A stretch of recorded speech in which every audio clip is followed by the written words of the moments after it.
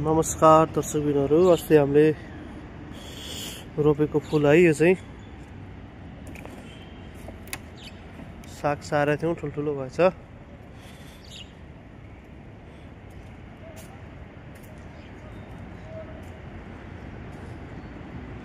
यहाँ चाहिँ गाण्डेमुला रोपेको थियो, अलि कम उम्रिएछ, खासै उम्रिएर रहन्छ। यो चाहिँ कौशी खेती। रायोको साग चाहिँ एकदम बाक्लो भएछ, मजाले उम्रिरहेछ रायोको साग चाहिँ है। मजाले उम्रिएछ रायोको साग। अब अलिकति 2-4 दिनपछि सार्नुपर्छ यसलाई चाहिँ। अन्त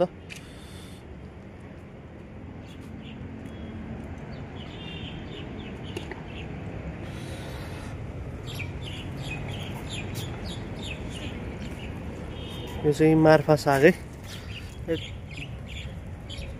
यो पनि राम्रै उम्रिएछ, साग चाहिँ राम्रै उम्रिएछ। गाण्डेमुलाहरू चाहिँ अलि उम्रिएर हुन्छ। स्ट्रबेरी अस्ति गोडिदिएको थियौँ, मजाले फल्न थालेछ है। मलजल भएपछि चाहिँ चट्टा लाएर मजाले फल्न थालेछ।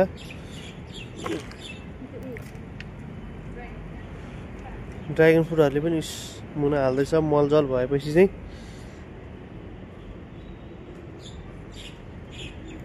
धनियाँ चाहिँ अलिअलि उम्रिएको थियो, त्यही पनि चराहरूले खायो क्या हो।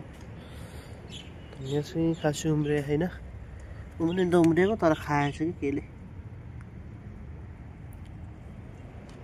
काउली पनि सरेछ। पुदिना भइहाल्यो यो चाहिँ।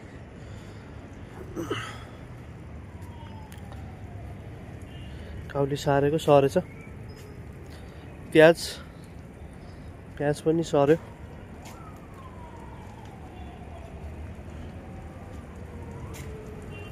चाहिँ पालुङ्गो, चङ्चुर पालुङ्गो यहाँ रोप्यो, थोरै उम्रिएछ, खासै धेरै उम्रिएर हुन्छ चङ्चुर पालुङ्गो चाहिँ। यो चाहिँ हाम्रो कौशी खेतीको